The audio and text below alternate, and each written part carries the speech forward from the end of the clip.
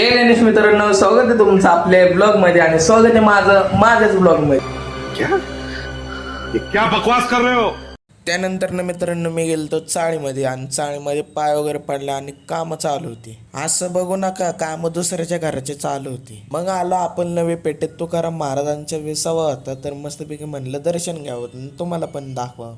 मग मस्तपैकी विठ्ठल रुक्मिणीला वगैरे सजवलेला आणि त्यांच्या समोर पालखी होती, तर खूप भारी वाटत होतं आणि हनुमानांचं पण दर्शन झालं. त्यानंतर ना आलो आपलं रथाकडं वगैरे मस्तपैकी पाया पडलो आणि तिथनं आपण निघालो पुढं म्हणजे कुठं, तर ज्ञानेश्वर महाराजांच्या पादुकांच्या पाया पडायला. तर चला तुम्हाला पण दाखवतो.